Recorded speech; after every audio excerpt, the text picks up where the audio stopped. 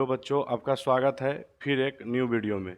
तो हम पिछले वीडियो में बात कर रहे थे जैव अणु चैप्टर में कार्बोहाइड्रेट का। तो हम लोग देख रहे थे कि जो जैव अणु है, तो जैव अणु कौन कौन था। तो पहला नंबर कार्बोहाइड्रेट था, प्रोटीन था, एमिनो अम्ल था, न्यूक्लिक अम्ल था, विटामिन था। ये सब क्या था? जैव अणु था। उन्हीं को हम एक एक करके पढ़ने का प्रयास कर रहे थे, जिसमें कि पहला हम लोग पढ़े हैं कार्बोहाइड्रेट के बारे में। पूरा कार्बोहाइड्रेट के बारे में पढ़ चुके हैं। आज हम लोग जो है इस वीडियो में देखेंगे प्रोटीन के बारे में। किसके बारे में? प्रोटीन के बारे में। अच्छा, प्रोटीन क्या होता है, किसको बोलते हैं प्रोटीन, या प्रोटीन हमारे लिए या हमारे दैनिक जीवन में किस प्रकार से अपना योगदान देता है, या हमारे शरीर के लिए प्रोटीन की क्या आवश्यकता है। तो हम लोग सब जानते हैं कि अगर हमारे शरीर को प्रोटीन नहीं मिलेगा और लंबा समय तक अगर नहीं मिलता है तो कुपोषण का शिकार हो जाता है, या जो ग्रोथ होना चाहिए, जो वृद्धि होना चाहिए शरीर में, जो शरीर का विकास होना चाहिए, वो विकास नहीं हो पाएगा।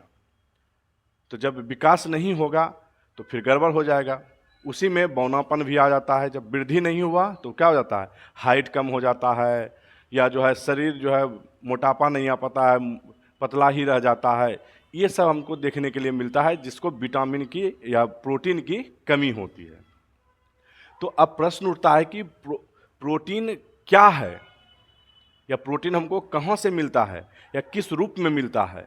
तो बहुत सारा ऐसा प्रोटीन है कि हम बाहर से भी लेते हैं, और बहुत ऐसा प्रोटीन है कि हमारे शरीर में ही खुद इमिट होता है, या कुछ खुद संश्लेषित होता है, खुद बनता है।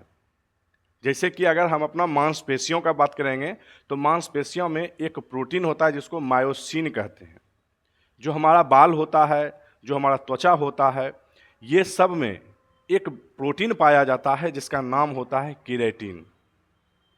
ये सब हमारे शरीर में खुद अंदर में ही पाया जाता है, और बहुत सारा विटामिन प्रोटीन जो है हमको बाहर से भी लेने की आवश्यकता पड़ता है। तो अब बाहर से जो लेंगे वो कहाँ से हमको मिलेगा? तो याद रखिएगा, पेड़ पौधों से मिलेगा या जीव जंतुओं से मिलेगा। जीव जंतु कैसे? जैसे हम लोग जो है मांस मछली खाते हैं या अंडा खाते हैं, ये सब से हमको क्या मिलता है? प्रोटीन मिलता है। या पेड़ पौधा से कैसे मिलेगा? तो हम लोग दाल खाते हैं, दूध खाते हैं, ये सब जितना भी अभी हम नाम लिए हुए सब में प्रोटीन उपस्थित होता है और हमारे शरीर के लिए फायदेमंद होता है। तो आज हम इसी प्रोटीन के बारे में जो है परिचर्चा करेंगे और इसी के बारे में डिस्कशन करेंगे, ठीक है। तो आप टॉपिक देख पा रहे हैं प्रोटीन। तो प्रोटीन क्या होता है? एक जो है नाइट्रोजन युक्त कार्बनिक यौगिक होता है, यानी होता कार्बनिक यौगिक है और उसमें नाइट्रोजन उपस्थित हो जाता है, और ये उच्च अनुभार वाला होता है। उच्च अनुभार का मतलब जिसका आणविक भार जो होगा, जो द्रव्यमान होगा, वो अधिक होता है। वही हम बोर्ड पे लिखे हुए हैं कि ये उच्च अनुभार वाले नाइट्रोजन युक्त कार्बनिक पदार्थ होते हैं या कार्बनिक यौगिक होते हैं। ये पेड़ पौधा एवं जीव जंतुओं की कोशिकाओं में प्रचुर मात्रा में पाया जाता है। यानी पेड़ पौधा हो या जो है कोई जीव जंतु हो, उसका जो कोशिका है उस कोशिका में भी प्रोटीन प्रचुर मात्रा में, अधिक मात्रा में पाया जाता है, ठीक है। फिर हम आगे देखते हैं तो प्रोटीन का क्या फायदा है। तो प्रोटीन हमारे शरीर के वृद्धि एवं विकास में भाग लेते हैं, यानी ग्रोथ में और विकास में, उसमें दोनों में ये कौन कौन लेता है बाबू, या कौन कौन देता है? तो प्रोटीन, ठीक ना। और जो हम लोग भोजन करते हैं उस भोजन में भी कहीं न कहीं प्रोटीन छुपा हुआ है, उसका एक अभिन्न अंग है। वही चीज़ लिखे हुए हैं, प्रोटीन हमारे भोजन के महत्वपूर्ण घटक है। अगर प्रोटीन नहीं रहेगा तो भोजन करने की कोई फायदा है ही नहीं। खाली घास फूसा तब इसका मतलब खा रहे हैं, कोई प्रोटीन नहीं मिल रहा है। तो याद रखेंगे कि भोजन का महत्वपूर्ण घटक कौन होता है? तो प्रोटीन होता है, जो हमारे शरीर के लिए फायदे का काम करेगा, ठीक है। फिर आगे देखते हैं, अब प्रोटीन का परिभाषा क्या हो सकता है। अब हम परिभाषा के ऊपर बात करते हैं। तो प्रोटीन का जो परिभाषा होता है, 10 या 10 से अधिक एमिनो अम्ल जब परस्पर जुड़कर, ठीक ना, क्या बोले, 10, कम से कम 10 एमिनो अम्ल। अब प्रश्न उठता है कि एमिनो अम्ल क्या है। तो एमिनो अम्ल जो होता है, एमिनो अम्ल जिसमें एमीन ग्रुप भी रहेगा, यानी एमीन का भी क्रियाशील मूलक रहेगा, और कार्बोक्सिलिक एसिड का भी क्रियाशील मूलक रहेगा। तो वैसा यौगिक को ही हम लोग बोलेंगे एमिनो अम्ल। यानी कहने का मतलब है कि हमारे पास R एल्काइल ग्रुप और CH और COOH और साथ में एमिनो ग्रुप यानी NH2। तो कार्बोक्सिलिक एसिड का भी क्रियाशील मूलक है और एमीन का भी क्रियाशील मूलक है। तो ये जो यौगिक हमको देखने के लिए मिल रहा है, इसी यौगिक का नाम है एमिनो अम्ल। अभी हम आगे चर्चा करेंगे एमिनो अम्ल। यही क्या है? एमिनो अम्ल है। तो याद रखेंगे हम लोग, एमिनो अम्ल किसको बोलेंगे? जिस कार्बनिक यौगिक में एमीन का क्रियाशील मूलक और कार्बोक्सिलिक एसिड का क्रियाशील मूलक दोनों एक ही अणु में उपस्थित होते हैं, तो वैसे यौगिक को ही हम लोग क्या बोलेंगे? एमिनो अम्ल बोलेंगे। क्या बोलेंगे? एमिनो अम्ल। ठीक है। अब आते हैं पुनः अपना परिभाषा के ऊपर। यही जो हम देख रहे हैं एमिनो अम्ल, ये कम से कम 10 होना चाहिए या 10 से अधिक होना चाहिए। साथ ही साथ जो उसका अनुभार होगा वह 10,000 AMU के या AMU के बराबर हो या उससे ज्यादा हो या अधिक हो, तब उसी को हम लोग प्रोटीन बोलेंगे। क्या बोलेंगे? प्रोटीन। यहां लिखे हुए भी हैं कि जब 10 या 10 से अधिक की पॉइंट है, 10 या 10 से अधिक एमिनो अम्ल परस्पर का मतलब हो गया कि एक दूसरे से जुड़कर तथा अनुभार 10,000 AMU से अधिक होता है, तो उसी को हम लोग क्या बोलेंगे? प्रोटीन। क्या बोलेंगे? प्रोटीन। बहुत अच्छा। अब यहां पे प्रश्न उठता है कि क्या जो एमिनो अम्ल आपस में जुड़ रहा है, ठीक ना, जब 10 को लेंगे तो वो एक दूसरे को श्रृंखला बना के जोड़ेगा आपस में, तो वही एक दूसरे एमिनो अम्ल को जोड़ने के लिए जो बंधन का इस्तेमाल होता है, उस बंधन का नाम होता है एमाइड बंधन। क्या होता है? एमाइड बंधन, या उसी का दूसरे रूप में बोलते हैं पेप्टाइड बंधन बोलते हैं। क्या बोलते हैं? पेप्टाइड बंधन। ठीक ना, समझ में आ रहा होगा कि जो एमिनो अम्ल है हमारे पास, इसी को ना लेना है, इसी को क्या करना है? श्रृंखला बना के बड़ा बनाना, एक चैन टाइप में बनाना है, तबे वो प्रोटीन बन सकता है। तो 10 को लेंगे तो 10 आपस में क्या होगा? कम से कम हम 10 ले रहे हैं तो आपस में जुड़ेगा। तो जुड़ने के लिए जो बीच में बंधन का निर्माण कर रहा है, उसी बंधन को हम एमाइड बंधन बोलते हैं, या उसी एमाइड बंधन को हम नाम रख देते हैं पेप्टाइड बंधन। क्या नाम रख देते हैं? पेप्टाइड बंधन। यानी वही दूसरे चीज लिखे हुए हैं। प्रोटीन में एमिनो अम्ल का, या प्रोटीन जो है एमिनो अम्ल का क्या है? बहुलक है। अगर ये अकेला है तो मोनोमर है, एकलक है। जब इसी को हम बहुत अधिक मात्रा में ले लेते हैं, 10 को ले लेते हैं, 12 को ले लेते हैं, 15 को ले लेते हैं, तो अब ये क्या हो गया? पौली हो गया। पौली का मतलब हो गया बहुत ज्यादा हो गया, तो उसी को हम बहुलक बोल देते हैं। क्या बोल देते हैं? बहुलक। यानी एकलक के कई संख्या या कई इकाई लेने के बाद जो नया यौगिक बनेगा उसी को बहुलक बोलते हैं। क्या बोलते हैं? बहुलक। तो यहाँ पे एमिनो अम्ल जो है ये एकलक है, एगो है, अकेला है। जब इसी का 10 को ले लेंगे, 10 ग्रुप मतलब इसका सटा देंगे, 10 इकाई ले लेंगे, तो वही मेरा बहुलक बन जाएगा, वही यौगिक। क्या बन जाएगा? बहुलक। समझ में आया? चलिए आगे चलते हैं हम लोग। तो एमाइड बंधन होगा, और एमाइड बंधन को क्या बोलते हैं? पेप्टाइड बंधन कहते हैं। ठीक है। तो यहां पर वही लिखे हुए हैं, प्रोटीन एमिनो अम्ल का बहुलक है जिसमें अनेक एमिनो अम्ल, अनेक मतलब बहुत सारा, एमाइड बंधन के द्वारा, यानी C single bond CO NH2 single bond बंधनों के द्वारा जुड़े रहते हैं, जिन्हें पेप्टाइड बंधन भी कहते हैं। क्या कहते हैं? जिन्हें पेप्टाइड बंधन भी कहते हैं। बहुत अच्छा। अब यहां प्रश्न हो सकता है कि पॉलीपेप्टाइड जो होगा, अगर मान लेते हैं 100 से कम हो जाए, यानी ये वाला पेप्टाइड जो बंधन होता है, अगर बहुत सारा पॉलीपेप्टाइड बंधन है, मान लेते हैं 100 से कम है या 100 के बराबर है, तो 100 से कम है या 100 के बराबर है, तो एमिनो अम्ल द्वारा निर्मित होते हैं, तो वे भी प्रोटीन कहलाएंगे। वो भी क्या कहलाएंगे? प्रोटीन कहलाएंगे। जैसे कि एग्जाम्पल में हम लोग इंसुलिन का नाम सुने हैं। इंसुलिन भी एक प्रकार का प्रोटीन है। वह 51 एमिनो अम्ल मिलकर एक इंसुलिन प्रोटीन का निर्माण करता है। ठीक ना, तो यह भी याद रखना है। अब प्रश्न उठता है कि मुख्य स्रोत क्या हो सकता है प्रोटीन का? तो प्रोटीन का जो मुख्य स्रोत है सोयाबीन, सबसे अधिक मात्रा में सोयाबीन में प्रोटीन पाया जाता है।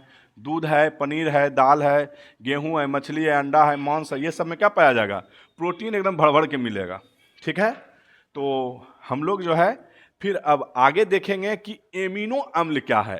काहे तो बार बार एक शब्द घूम घूम के आ रहा है प्रोटीन में, एमिनो अम्ल।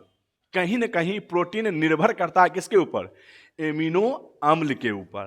तो अब हम एमिनो अम्ल का ही पोस्टमार्टम करके देखेंगे, उसी को पढ़ के मतलब जो है समझने का प्रयास करेंगे, ठीक है। तो अब हम लोग देखते हैं एमिनो अम्ल। तो एमिनो अम्ल हम लोग किसको बोलेंगे? अभी जस्ट चर्चा किए हैं, जिस कार्बनिक यौगिक में एमीन ग्रुप और जो कार्बोक्सिलिक अम्ल का जो क्रियाशील मूलक होता है COOH, दोनों समूह एक ही कार्बनिक यौगिक के अणु में उपस्थित होता है, तो उसी को बोलते हैं एमिनो अम्ल। क्या बोलेंगे? एमिनो अम्ल। अब इसका सामान्य सूत्र का बात किया जाए एमिनो अम्ल का, एमिनो अम्ल का सामान्य सूत्र, तो सामान्य सूत्र का बात किया जाएगा तो सामान्य सूत्र हम लोग सब जानते हैं, क्या होगा? R, उसके बाद कार्बन, इसके ऊपर हो जाएगा NH2 और COOH। तो ये जो NH2 है ये है एमिनो ग्रुप, एमिनो ग्रुप, और जो COOH है ये है कार्बोक्सिलिक समूह। तो जो यही यौगिक मेरा क्या कहलाता है? एमिनो अम्ल कहलाता है। क्यों? तो इसी में एमीन ग्रुप भी है और कार्बोक्सिलिक एसिड का क्रियाशील मूलक यानी कार्बोक्सिलिक समूह है। दोनों एक ही अणु में उपस्थित होने के कारण से उसको हम एमीन या एमिनो अम्ल कहते हैं, ठीक है। यहाँ पे परिभाषा लिखे हुए हैं इसका, वे कार्बनिक यौगिक जिनमें एमिनो और कार्बोक्सिलिक समूह दोनों एक ही अणु में उपस्थित होते हैं तो उसे एमिनो अम्ल कहते हैं, ठीक है। अब यही एमिनो अम्ल को हम लोग जो है 3 भागों में बांटे हैं। कितने भाग में? 3 भाग में, अल्फा, बीटा, गामा। तो अब प्रश्न उठता है कि किसको हम अल्फा बोलेंगे, किसको हम बीटा बोलेंगे, किसको हम गामा बोलेंगे। तो हम लोग सब जानते हैं कि जब कार्बोक्सिलिक एसिड का नामकरण करते हैं, उसको नामकरण करने के क्रम में जो क्रियाशील मूलक COOH होता है उसके पीछे वाला जितना कार्बन होता है, साधारण प्रणाली में जब हम उसका नाम लिखते हैं तो उसको सूचित करते हैं। जैसे IUPAC प्रणाली में 1 2 3 4 करते हैं, वैसे ही साधारण प्रणाली में जब उसका नाम लिखते हैं तो अल्फा से सूचित करते हैं, बीटा से सूचित करते हैं, गामा से सूचित करते हैं, अल्फा डैश से सूचित करते हैं, बीटा डैश से सूचित करते हैं, गामा डैश से सूचित करते हैं। वैसे ही अभी हम यहाँ पे देखते हैं। तो जैसे कि अगर आपके पास CH3 है, CH है और COOH है, ठीक। अगर इससे एमीन का जो क्रियाशील मूलक है एमिनो NH2 इससे जुड़ जाता है तो हम लोग सब जानते हैं कार्बोक्सिलिक एसिड का साधारण प्रणाली में नाम जब लिखना होता है तो हम अल्फा, बीटा, और जब एक और कार्बन इधर जाएगा तो गामा, वैसे हमको सूचित करना होता है। तो यहाँ पे वही चीज है। तो अल्फा से जुड़ा हुआ है एमीन ग्रुप, तो इसी को बोलता है अल्फा एमिनो अम्ल। ये समझ में आया ना अल्फा बीटा क्या है? यानी कहने का मेरा मतलब है कि यहाँ पे देख लेते हैं एक और, जैसे CH3 है, CH है, फिर CH है या CH2 है, COOH है। अब इसका साधारण प्रणाली में नाम लिखना होता है तो हमको सूचित करना होता है अगर कोई इसके साथ में शाखा जुड़ा हुआ है तो क्या नंबर ये कार्बन है, तो अल्फा कार्बन है। ये क्या है, तो बीटा कार्बन है। ये क्या है, गामा कार्बन है। अगर अल्फा से जुड़ा हुआ है तो अल्फा लगाएंगे नाम लिखने के क्रम में आगे में। अगर बीटा से कोई शाखा जुड़ा हुआ है तो दिखाना होगा कि बीटा कार्बन से जुड़ा हुआ है। अगर गामा से जुड़ेगा तो गामा दिखाना होगा। इस प्रकार से हम लोग नाम लिखते हैं। तो अभी हम जैसे कि यहाँ पे देख रहे हैं CH3 था, CH था, COOH था, अब जो है amine group second number carbon से जुड़ गया था। तो इसी को हम लोग जो है नाम रख देते हैं अल्फा एमिनो अम्ल। क्या नाम रखेंगे, अल्फा एमिनो अम्ल। अब दूसरा देखते हैं, इसी में CH2 है, उसके बाद COOH है। अब मान लिया जाए इसी से NH2 जुड़ गया, ये नीचे भी हो सकता है, ऐसा नहीं है कि ऊपरे में शाखा में जुड़ेगा, नीचे भी जुड़ सकता है, कोई दिक्कत इसमें नहीं है। अब इसका नाम लिखना है तो ये अल्फा कार्बन है, ये बीटा कार्बन है। जब एक और कार्बन रहता तो उसको गामा कार्बन कह देते। तो अब इसका नाम लिखना है, तो केकरा से जुड़ा है एमीन ग्रुप, तो बीटा से, तो इसको बोल देंगे बीटा एमिनो अम्ल, इस प्रकार से। अब तीसरा, तो CH2 है, फिर CH2 है, फिर CH2 है, उसके बाद COOH है। अब इसका नाम लिखना है, तो यहाँ पे अगर जुड़ गया है एमीन ग्रुप तो इसी को बोलेंगे ये अल्फा बीटा गामा। तो हम इसको बोल देंगे क्या है, गामा एमिनो अम्ल। ठीक है, हम उम्मीद करते हैं समझ में आ रहा होगा बढ़िया से, कोई दिक्कत, इत्मीनान से बढ़िया से देखते चलिए, लास्ट तक एकदम मजा आ जाएगा, कहीं कोई परेशानी नहीं होगा, इतना हम क्लियर रूप से आपको समझा रहे हैं। ठीक है, बहुत अच्छा। अब हम लोग जो है देखते हैं कि तीनों जो एमिनो अम्ल है जो इसको हम बांटे हुए हैं, इन तीनों में ज्यादा इंपॉर्टेंट कौन है, तो जो सबसे ज्यादा इंपॉर्टेंट है तीनों में, अल्फा बीटा गामा एमिनो अम्ल में, वो अल्फा है। कौन है, अल्फा। काहे, तो पेड़ पौधा में जो प्रोटीन पाया जाता है या जो एमिनो अम्ल पाया जाता है, या जीव जंतुओं में जो एमिनो अम्ल पाया जाता है, जब उसको अम्ल के द्वारा या क्षार के द्वारा या उसका जल अपघटन करते हैं या एंजाइम के द्वारा जब उसका जल अपघटन होता है, तो हमको हर हाल में अल्फा एमिनो अम्ल ही प्राप्त होता है। तो वही अल्फा एमिनो अम्ल ही प्रोटीन बनाने में भी मदद करता है और वही हमको जो है इनडायरेक्टली रूप से फायदा भी पहुंचाता है। ठीक ना, काहे, अगर हमको बाहर से लेने का आवश्यकता पड़ेगा प्रोटीन का, तो हम लोग क्या खाएंगे, फल खाएंगे या जो है सोयाबीन खाएंगे या दाल पिएंगे, तो वो दाल में अल्फा एमिनो अम्ल उपस्थित है, तो हमको फायदा कौन पहुंचा रहा है, तो अल्फा एमिनो अम्ल। बीटा और गामा का कोई आवश्यकता नहीं है, तो मेरा जो इंपॉर्टेंट है कौन है, अल्फा एमिनो अम्ल। हम नीचे में लिखे हुए भी हैं कि पौधा एवं जीव जंतुओं से प्राप्त जो प्रोटीन होता है उसको हम अम्ल के द्वारा या क्षार के द्वारा या एंजाइम के द्वारा जब उसका हम जल अपघटन करते हैं तो वहां पे हमको अल्फा एमिनो अम्ल मिलता है। कौन मिलता है, अल्फा एमिनो अम्ल। और अल्फा एमिनो अम्ल जो है वो सर्वाधिक महत्वपूर्ण होता है, यानी बहुत ज्यादा हमको वो महत्वपूर्ण है और बहुत ज्यादा हमको फायदा पहुंचाता है। ठीक है, बहुत अच्छा। अब यहां एमिनो अम्ल को दो और कैटेगरी में बांटा गया है, दो और वर्गों में वर्गीकृत किया गया है। एक भी दो वर्गों में वर्गीकृत किया गया, बांटा गया है। कौन कौन, तो एक होता है अनावश्यक एमिनो अम्ल, दूसरा होता है आवश्यक एमिनो अम्ल। तो आवश्यक क्या है, अनावश्यक क्या है, दोनों को समझते हैं। तो सबसे पहले हम अनावश्यक को समझने का प्रयास करते हैं। अनावश्यक एमिनो अम्ल हम उसको बोलेंगे कि जो हमारे शरीर में बन जा रहा है एमिनो अम्ल खुद, तो उसको बोलेंगे अनावश्यक है। जो हमारे शरीर में खुद बन रहा है, संश्लेषित हो रहा है, बन रहा है, उसको बोल देंगे अनावश्यक है। क्या है, अनावश्यक। लेकिन जो एमिनो अम्ल हमारे शरीर में नहीं बन रहा है, उसको बाहर से लेने की आवश्यकता है, तो याद रखिएगा उसको बोलते हैं आवश्यक एमिनो अम्ल। चाहे वो एमिनो अम्ल को हमको भोजन के माध्यम से क्यों ना शरीर के अंदर डालना हो, लेकिन डालना होगा। तो वही जो हम भोजन के माध्यम से एमिनो अम्ल को ले रहे हैं, जो प्रोटीन को ले रहे हैं, वही प्रोटीन कहलाता है मेरा आवश्यक एमिनो अम्ल। क्या कहलाएगा, आवश्यक एमिनो अम्ल।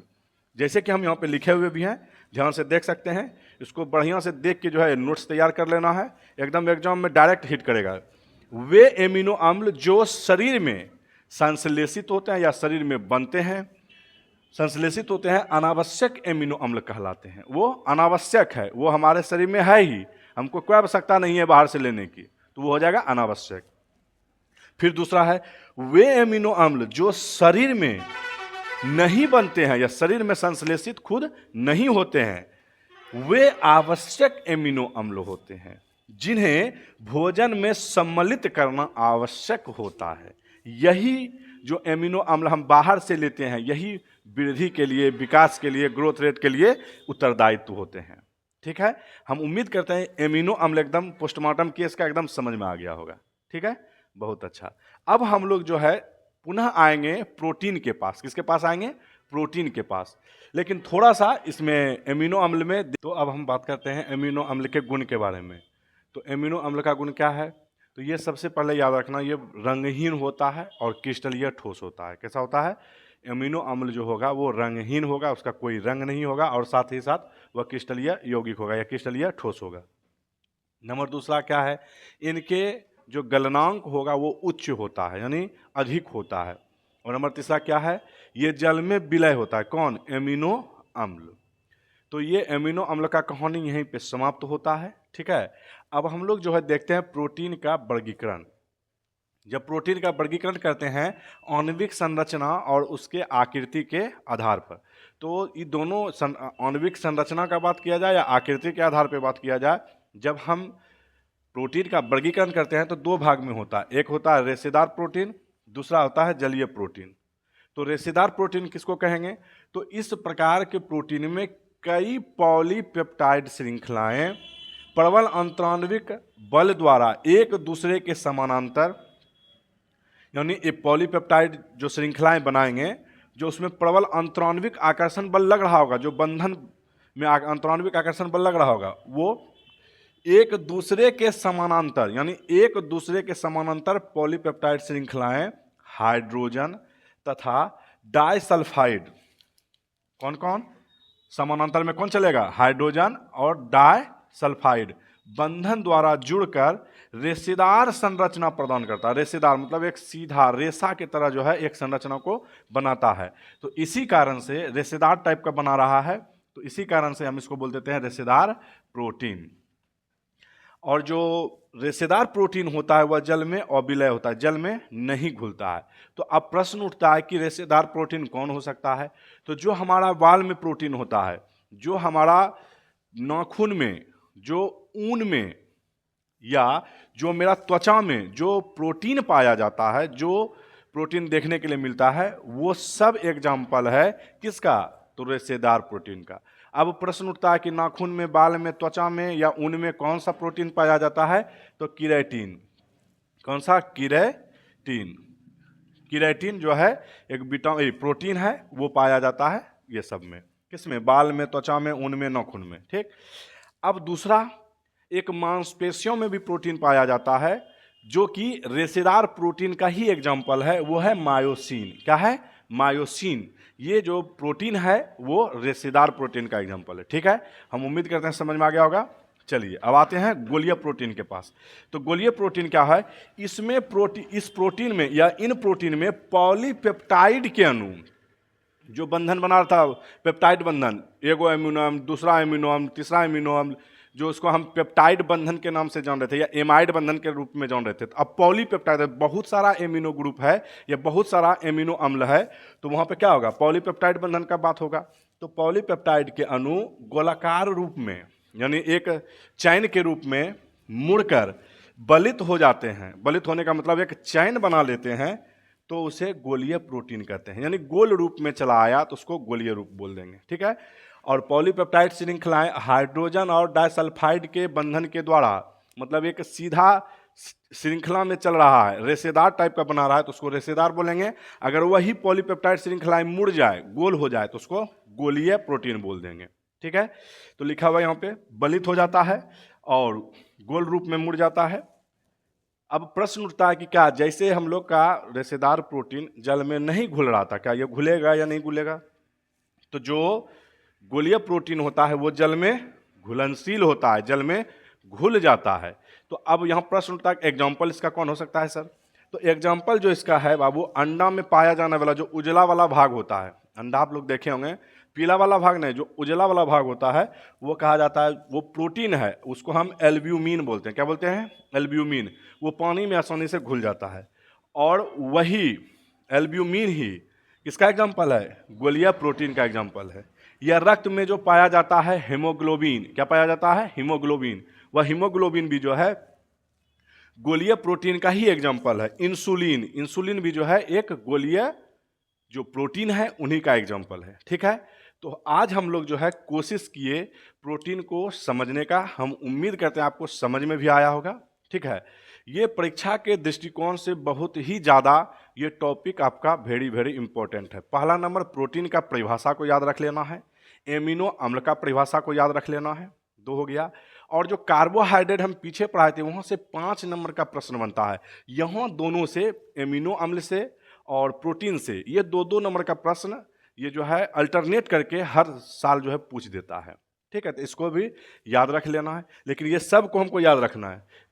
कब क्या होगा एग्जामिनर का मन बदल जाए, हो सकता है कि जो है गोलाकार प्रोटीन ही पूछ दे या रेशेदार प्रोटीन ही पूछ दे। तो सबको बढ़िया से एक बार समझ के इसको लिख लेना है, याद कर लेना है और एग्जाम में बढ़िया से जाके लिख देना है। ठीक है, तो अगर आपको समझ में आया, अगर लग रहा है कि यहाँ ये वीडियो देखने के बाद कुछ मेरा तैयारी में इम्प्रूवमेंट हुआ या इम्प्रूवमेंट होगा, तो लाइक करें, शेयर करें और चैनल को अगर नया है